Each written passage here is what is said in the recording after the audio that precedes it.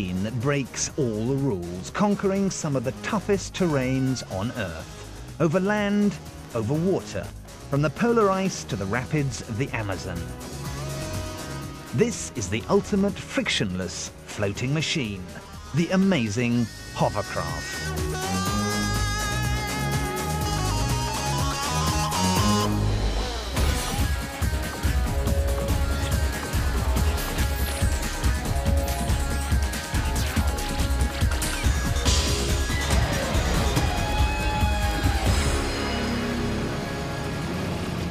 Hovercrafts are fast. They go over land and water and are really awesome. Every month, Jonathan Spedding races his twin-engine Meteor. This is the Formula One race.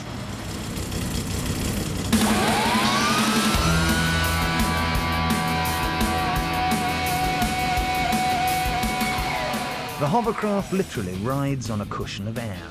It can master almost any terrain, barely touching the ground as it floats majestically past, and on water, it leaves virtually no ripple in its wake.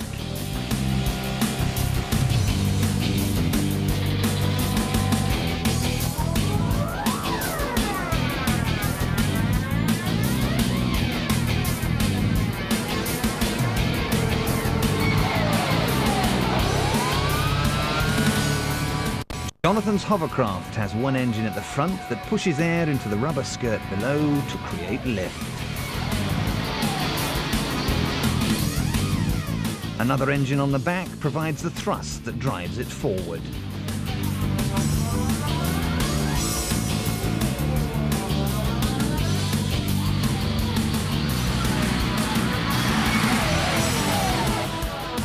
He steers by controlling a rudder right behind the drive fan, but he also uses the weight of his body to move the craft from side to side.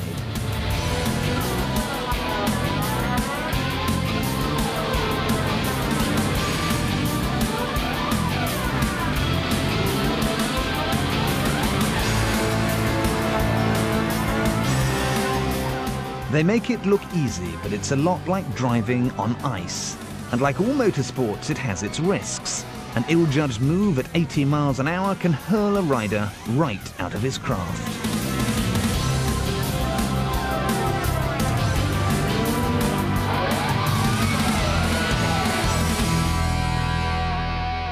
Today, Jonathan's precise handling and cool control wins him the first prize in the Formula One of hovercraft racing.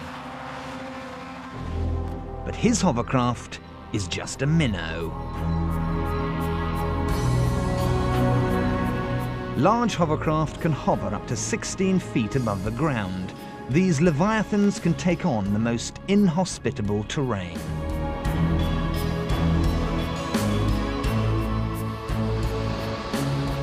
As the Americans say, there's no beach out of reach with a hovercraft, and 70% of the world's beaches are accessible by hovercraft, whereas only 10 to 15% are by conventional landing craft. They thrive in conditions that would trash other vehicles. They're more versatile than a boat and cheaper than a helicopter.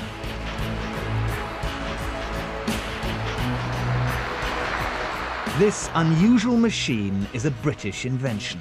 Today, the British Royal Marines Assault Squadron operate a fleet of them.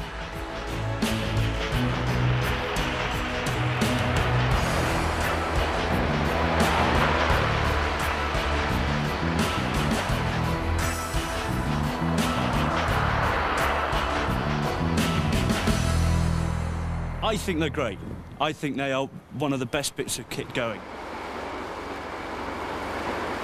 There are things that you can do with hovercraft that you just cannot do with any other craft.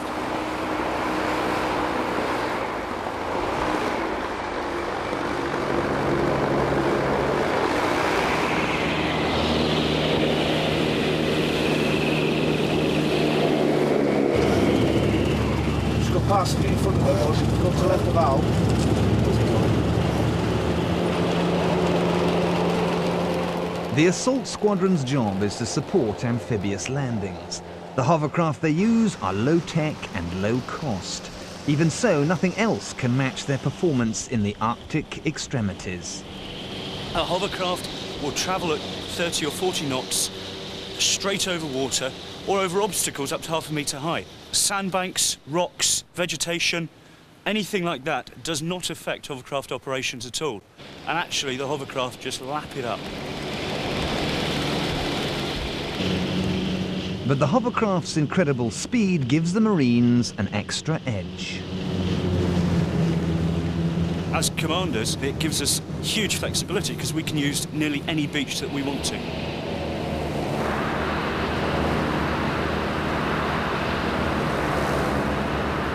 On ice, they can hit even faster speeds, up to 70 miles an hour. The last thing we actually want to do is drop our troops into the water and they have to wade ashore. They start off whatever operation, wet and cold. A hovercraft can take them to the top of the beach quickly, easily, drop down, they unload their kit and off they go.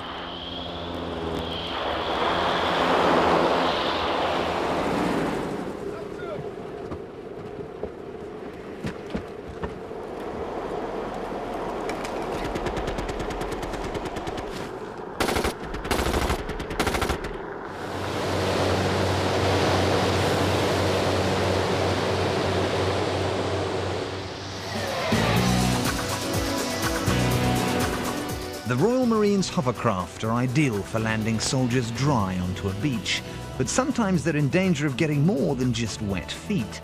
They can be deployed while these machines are still going at full tilt.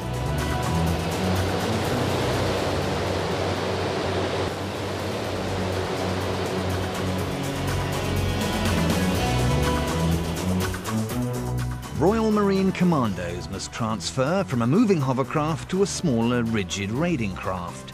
This is a very dangerous maneuver, which tests the pilot's skill, not to mention the nerve of the Marines.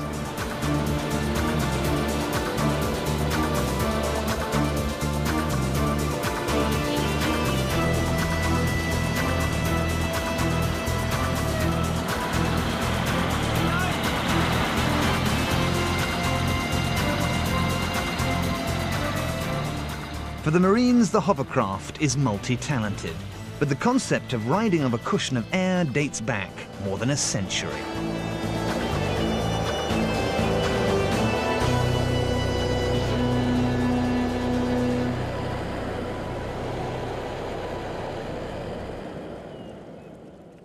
Boats can't reach high speeds because of the friction between the hull and the water. In 1877, John Thornycroft, a brilliant British boat designer, argued that trapping air under a boat could reduce the problem of friction. He tested his idea with a scale model of the flat-bottomed boat with a recess underneath. Air trapped in the recess lifted the boat almost out of the water, increasing its speed. Later, he built a much more complex model using a clockwork mechanism connected to bellows. The bellows pumped air underneath the boat. As it passed through the water, the air acted as a lubricant, reducing the boat's friction and once again increasing its speed. Sadly for Thornycroft, his boat needed better engine technology than existed at the time. His patents were never exploited.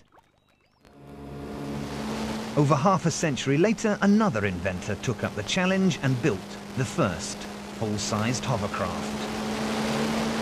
That man was Christopher Cockerell.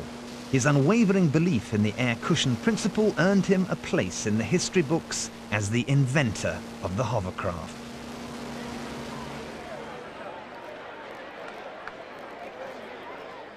When he unveiled the first prototype of his extraordinary machine, the press were amazed. The headlines called it the flying saucer, but they didn't believe it could possibly work over water. So the scientists took it out into the bay for its maiden voyage over the sea. It just sailed off into the water as I expected it to. In fact, they were all rather amazed, and I knew it would happen. Cockerell was a well-respected engineer. He already had many patents to his name. He knew the hovercraft would work because of his early experiments. using an air blower, 2 tin cans, one inside the other, and a set of scales. The air from the blower alone hardly moved the scales. But if you expand this by turning it into a circular jet, so the air comes out in a thin curtain of air like that, then and this will support a bigger load as a hovercraft than using just a straight jet. In 1955, he built a prototype to prove his theory. Once he was sure it would work, he tried to market his idea. I took it round the aircraft industry, but were told it wasn't an aircraft, it was a ship. And I tried taking it round some of the firms that made ships, and they said, no, that's not a ship, that's an aeroplane. Finally, he approached the British government. They were so impressed that they immediately classified it top secret. Then they sent experts from the armed forces to visit Cockerell. I had a model, which was that I made, whizzing round, and looked very dangerous, and one of them climbed on the chairs to get out of the light of the damn thing. The Navy chap sort of looked up like that and said, useless, wouldn't stand any sort of a seaway, wouldn't last a minute. The Army and the Air Force were also unimpressed. It took 2 more long years before the government funded a study of Cockerell's hovercraft theory. Air enters through the inlet at the top. The fan blows it through a circular slit around the bottom.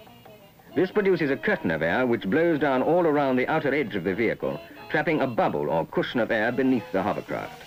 It's literally riding on air.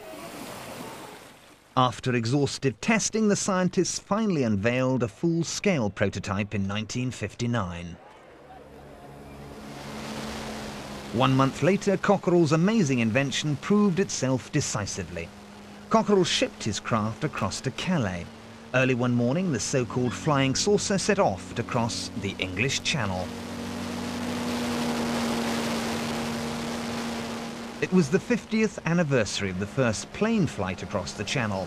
Cockerell was anxious to show that his hovercraft could make the 22-mile crossing just as easily. At first they made good progress, but as they sighted the white cliffs of Dover, they hit choppy water. For the first time, the hovercraft was forced to cope with rough seas. And it was quite a thrill because you got up a wave and then you slid down it nicely and got up another one. And then we shot up the shore at Dover, and some BBC chap turned up to me and said, will you come with me and do an interview? And I said, no, I want some breakfast.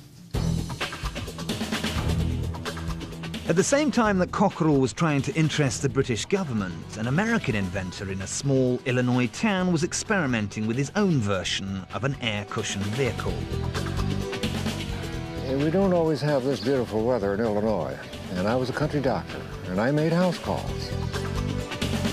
Dr. Bertelsen needed something to cover rough country in even rougher weather to visit his patients. Not knowing about Cockerell's work, he developed his own machine and tested the first prototypes on the town football field.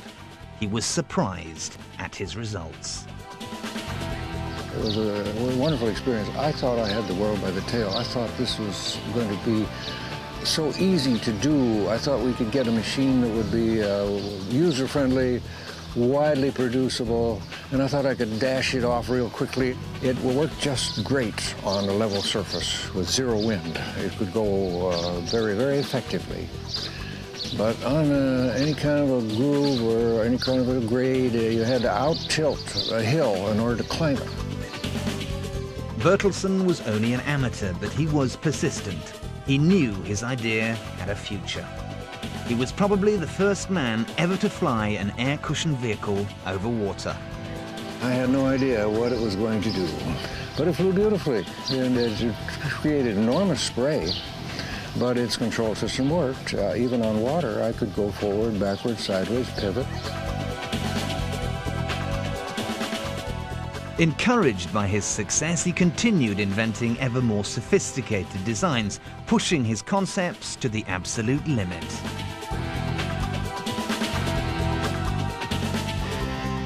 His bizarre machines all hovered well over different surfaces, but there was one problem. Bertelson's contraptions were difficult to steer.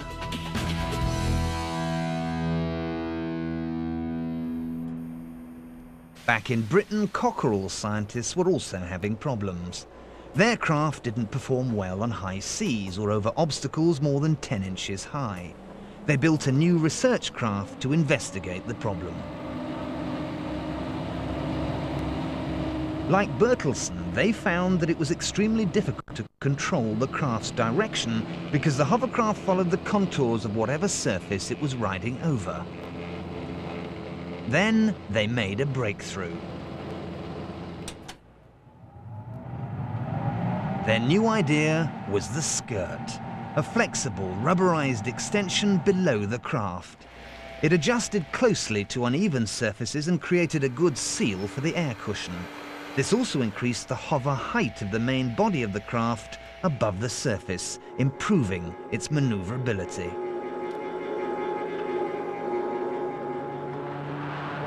With these new extensions, the craft shimmied across obstacles effortlessly. A steep gully or ridge used to be an impassable barrier. Now hovercraft could fly over obstacles up to 4 feet in height. The flexible skirt was a defining moment in the hovercraft's history.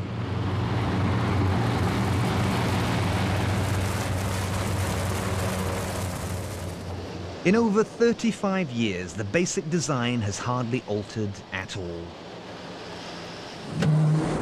When a hovercraft starts, fans drive down into a flexible tube of skirt around the edge of the craft.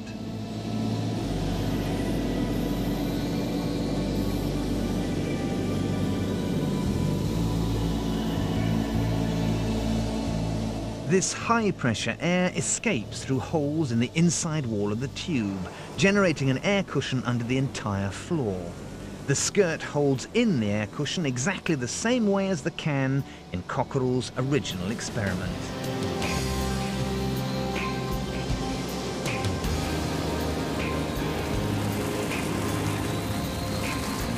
More air is fed down through the fingers attached to the skirt bottom. This helps to contain the air within the cushion.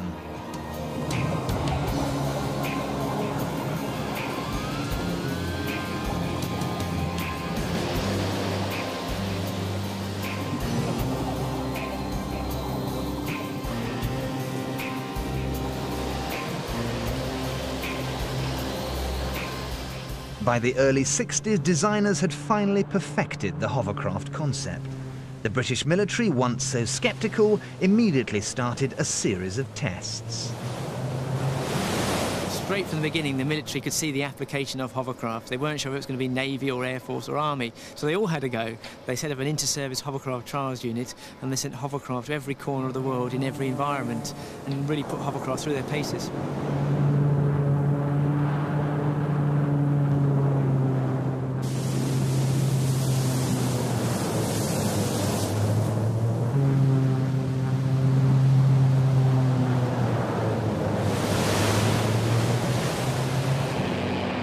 They took a 350-mile round trip into the heart of the Libyan desert, over terrain that would reduce conventional vehicles to smoking ruins. The craft was powered by a single Rolls-Royce gas turbine engine.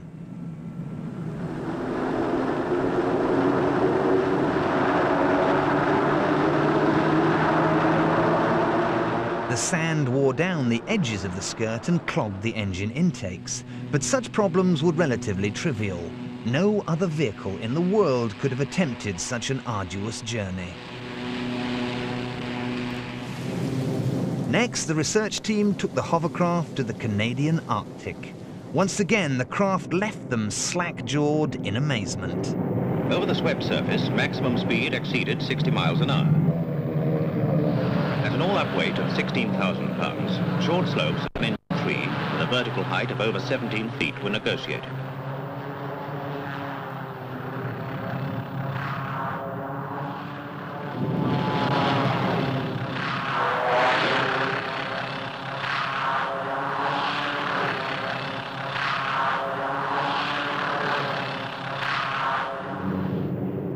The craft occasionally iced up, and the skirt inevitably took some hammer, but the hovercraft had cracked yet another impossible journey with ease.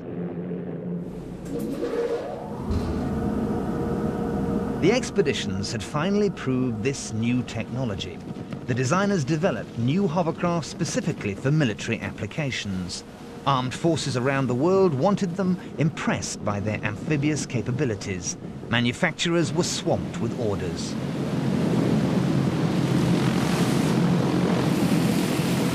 At sea, the hovercraft has stealth. Flying above the water, it has a low magnetic signature and can't be detected by sonar. Hovercraft also have the important virtue of being able to fly over mines without detonating them. And even if a mine did explode, hovercraft are immune to underwater explosions.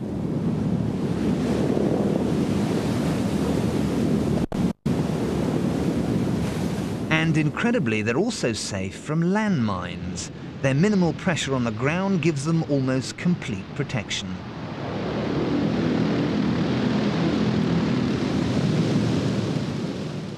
For the military, hovercraft are the only choice for a fast amphibious assault and to land troops dry and ready for action.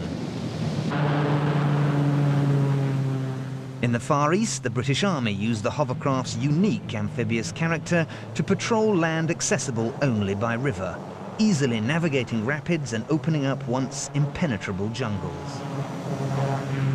In the Bay of Hong Kong, the Royal Navy maintained night and day hovercraft patrols to intercept and deter illegal immigrants. The presence of these strangely intimidating machines also deterred drug smugglers.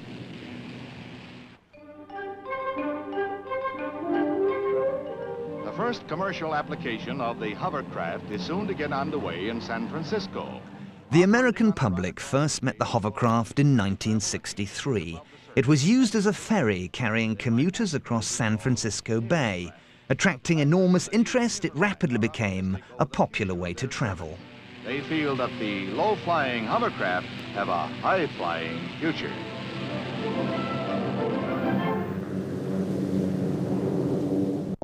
In 1967, the US Army and Navy took British-designed hovercraft to Vietnam.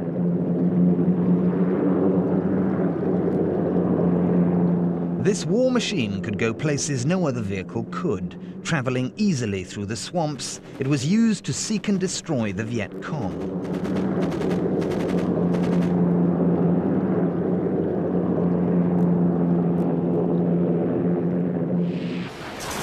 But despite unanimous enthusiasm and plenty of success stories, no one was improving the technology.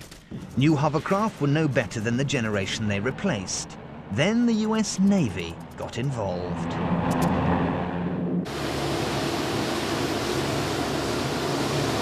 During the 70s, America took the technology from the British and built the next generation of hovercraft.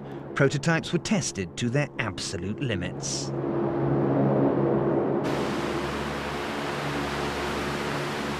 The military was mightily impressed with the craft's incredible resilience under fire and especially by their immunity to mines.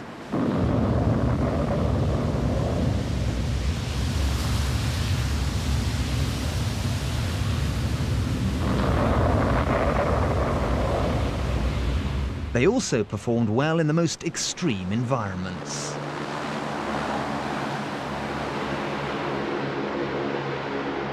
Impressive though these machines were, the US Navy was yet to unleash the ultimate amphibious machine.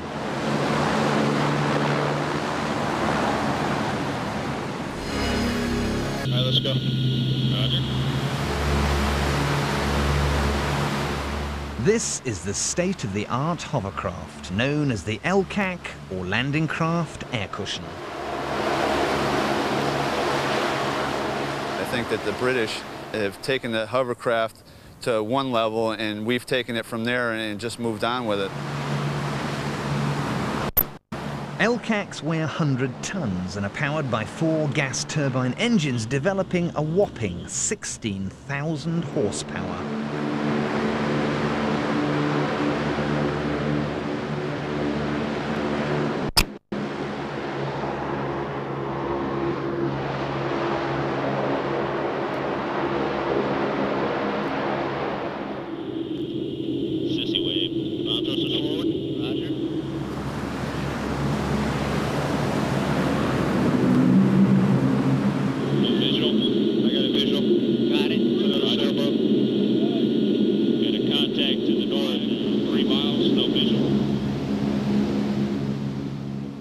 This is the lift fan module. You have 2 lift fans on either side of the boat.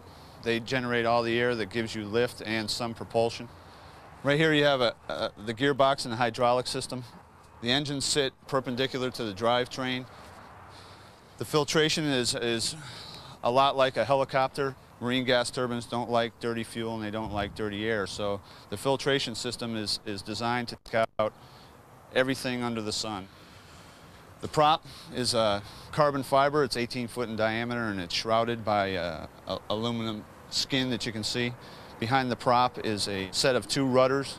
Those are what's used to steer the after end of the boat along with variable pitch propeller.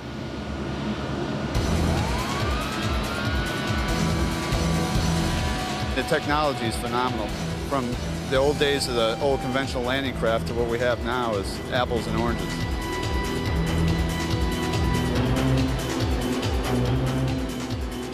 The LCAC ferries Marines and their equipment between ship and shore. They can carry up to 75 tons of equipment over 200 miles. The Americans even have a hovercraft motto: no beach, out of reach.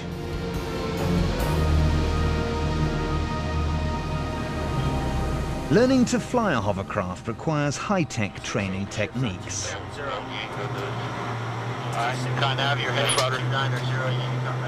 The LCAC costs as much as a jet fighter, so any mistakes must be made here and not on the real thing. That way, I forward. Hold on there. Hold on. He crashed. After 18 weeks training, recruits have to fly the machines for real and in almost any weather conditions.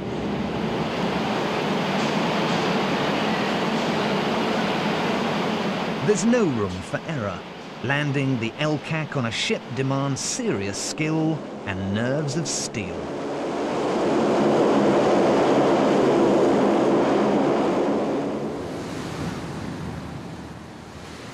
The Navy have commissioned 91 LCACs divided into 2 assault squadrons. Each costs over $23 million. The US Navy has earmarked $3 billion to this technology. If you can envision a jet airplane flying over, you see the airplane and then you hear the noise. That's the same way with our hovercraft. They're very loud, but you don't hear the noise until they're on top of you. The squadron have named themselves the Swift Intruders.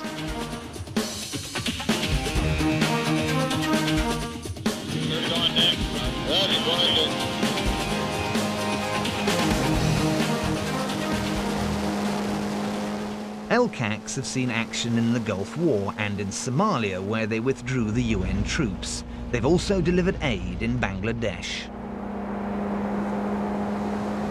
But the real challenge for the hovercraft is to find a role in peacetime.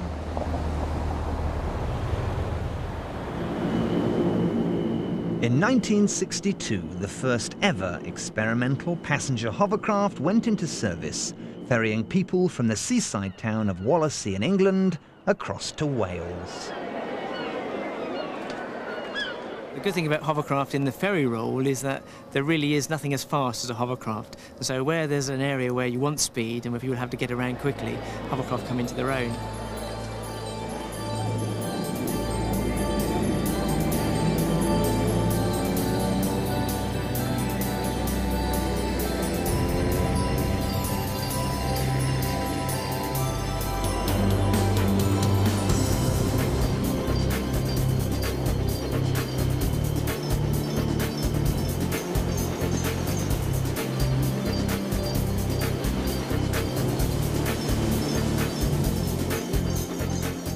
Travelling at over 70 miles an hour, the 40-mile crossing took just 25 minutes.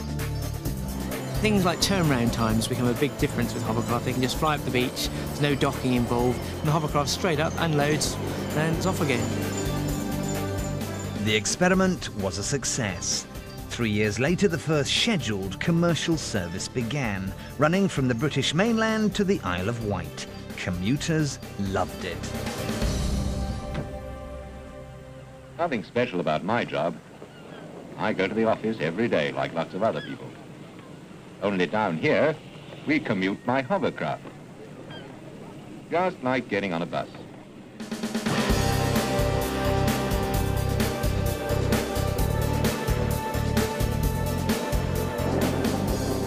We could go by boat, of course, but hover travel is, well, quicker.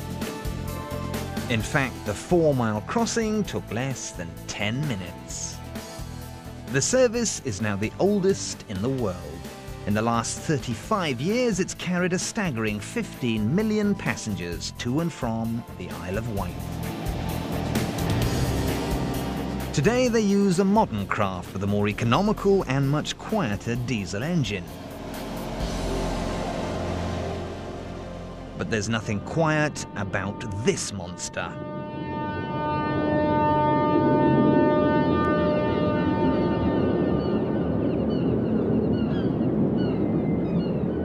This is the huge SRN-4, the largest civilian hovercraft in the world.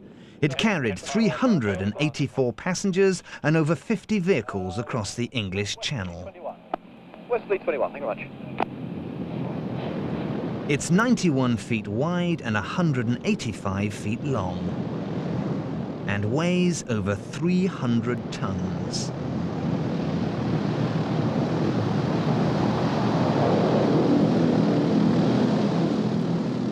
Its enormous engines drive huge propellers, 21 feet in diameter. Underneath, there are 20 tons of skirt, costing £5 million. At 16 feet, it also has the deepest hovercraft cushion in the world.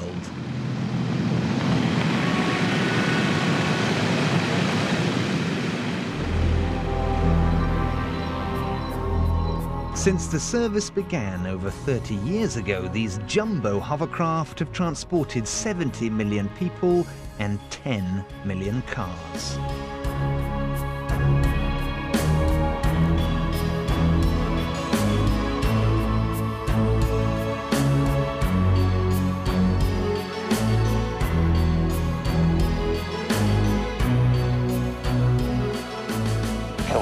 David, please. The controls are more like a plane than a boat, but they have a logic all their own. The controls are quite simple. In order to move the craft bodily to the left or to the right, I would move the hand wheel to the left or to the right.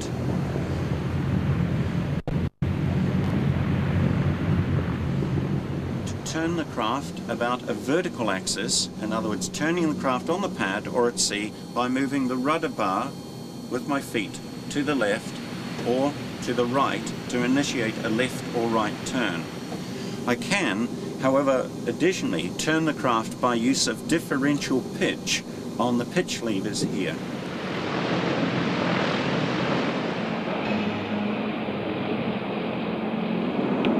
And cruise, please.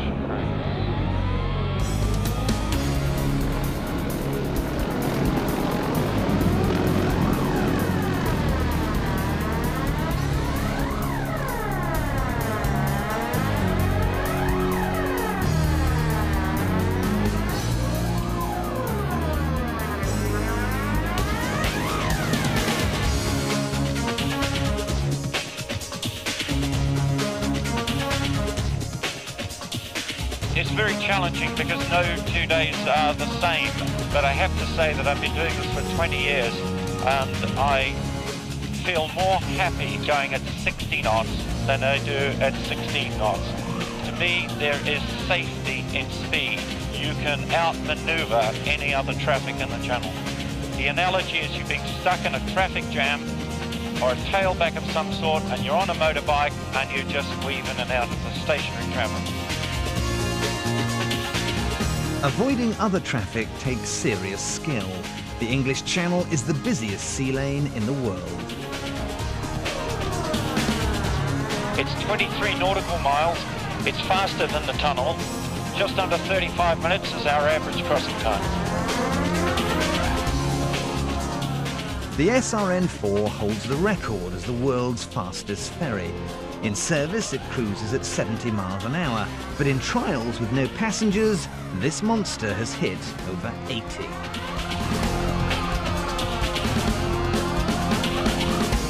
The SRN-4 could operate in most weather conditions, but in 1985, in heavy sea, it smashed into the harbour wall. The hovercraft crashed. Police now think 4 people died. The damage to the Princess Margaret is extensive. A 40-foot hole in her starboard side, and the passengers who were sitting here were simply hurled into the sea. A company spokesman said if she'd been a ship and not a hovercraft, she would have sunk, with 370 passengers on board. In 1972, the smaller Isle of Wight hovercraft overturned in a force-8 gale. The passengers survived the accident, but 5 died when firemen cut a hole in the upturned vessel. Seawater flooded in and drowned them. 250 million people have travelled on a hovercraft, and over 60-70 million cars have been moved, and there's only really been 2 major accidents in all that time. So hovercraft statistically are the safest form of transport in the world. Safest and also the most versatile. Today, this amazing machine is in use in some of the most remote locations on the planet. When hovercraft were first mooted, they were seen to be a ferry of the future, but the reality is very few hovercraft are running as ferries. The best place for hovercraft is miles away from people working in remote locations. So hovercraft have been working away very quietly, tucked away, and I think it's been a very well kept secret.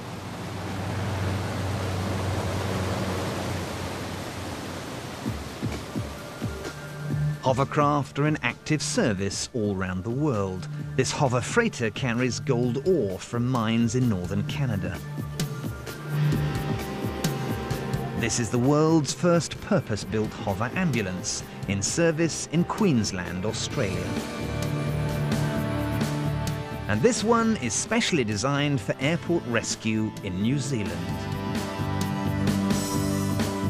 Off both the east and west coast of Canada, the Coast Guard use hovercraft in place of traditional lifeboats. Hovercraft gives you speed, plus the amphibious capability allows you to go straight to where the action is. They use them for search and rescue, surveillance and pollution control. They run missions up to 10 times a day. They're always on standby. The machines are left hot. They sit with full power on from ground power, and then we just start and leave. And the base is designed in such a way that the machine will be up to almost full speed using the slope of the ramp when it hits the water.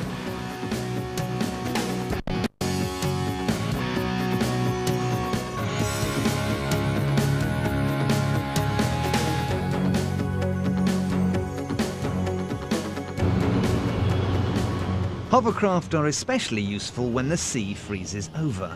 Without them, Coast Guards couldn't operate at all.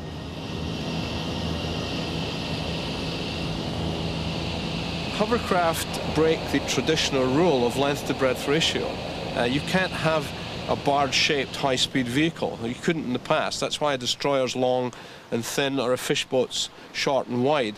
Hovercraft break that rule by lifting out of the water. Thus you can have a high-speed barge or work platform. On ice, hovercraft are in their element, simply gliding over the surface.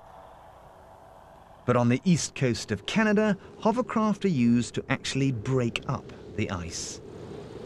There was a large platform called Act 100 up in the Canadian Arctic, and it was being moved and broke up an ice road, much to the chagrin of the locals. That wasn't supposed to have happened.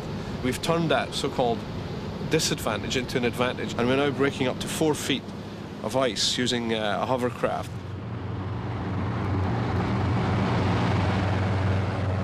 Operating at temperatures as low as -40, they work quickly and efficiently. They can break up 3 square miles of ice every hour. A conventional ice-breaking boat would be no competition at all. As the hovercraft passes over the ice, it sets up a wave action. As the ice bends, it cracks. Amazingly, the ice fractures without the craft actually touching it. Dispersing the ice now prevents dangerous flooding in the spring. The huge slabs simply float downstream. Pirouetting on the ice, they can clear a whole river in a day. But not all rivers are this easy to negotiate. Hovercraft have proved their true worth operating as expedition vehicles on trips to the very ends of the Earth. In 1968, this expedition navigated the Amazon. These violent rapids were the final leg of a 4,000-mile journey. The hovercraft may have conquered these rapids, but the worst was yet to come.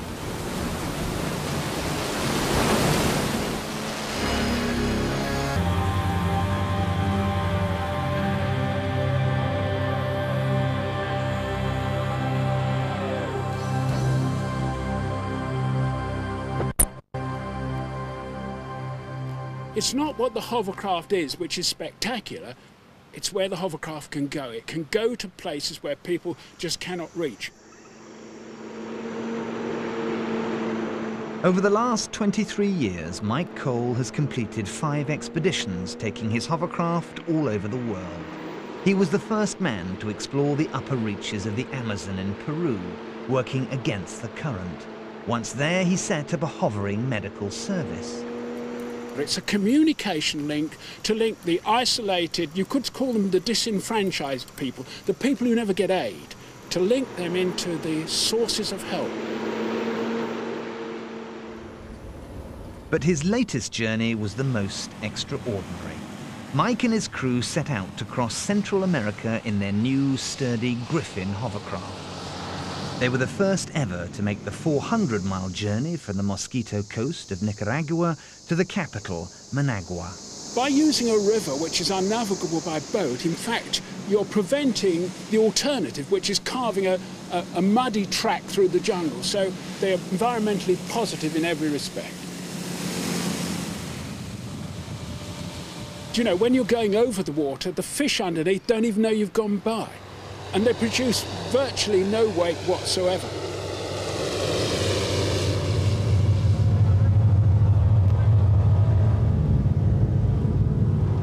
We hit about 4.5 miles of leathery lechuga en route to Managua City, and the hovercraft showed its unique capability. We got over the top and went on towards the city.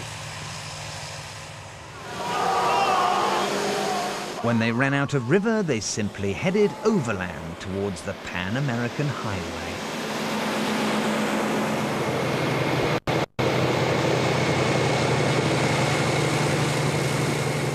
We did have a problem because the Pan American Highway, being a first-class road, was cambered. And of course, the hovercraft follows the camber of the road. So we did just have to tether it for a little way and give it a helping hand.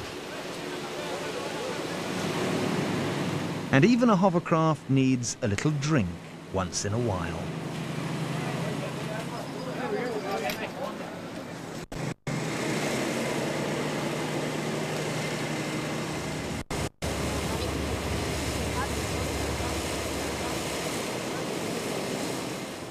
All across the developing world, there are situations where this unique British invention can make all the difference to the standard of living of very isolated people. But the countries who need to buy them do not have the hard currency to do.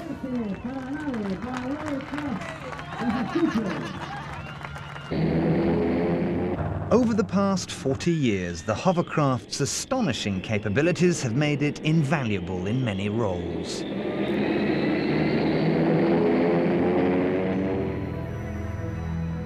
But with their massive amphibious landing craft, the LCAC, it's the US Navy who have a strategic vision for the hovercraft's future.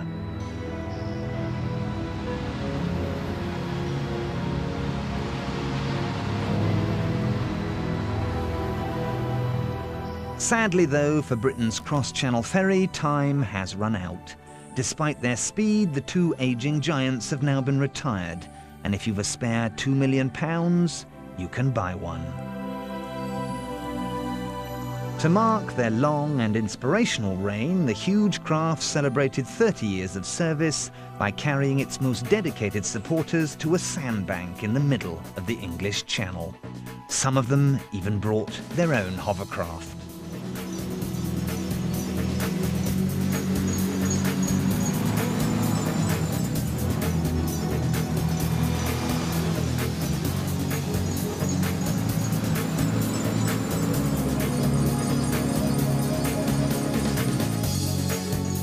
Despite the end of this cross-channel service, passionate believers still say these bizarre machines have a further future. They reckon the golden age of the hovercraft is yet to come.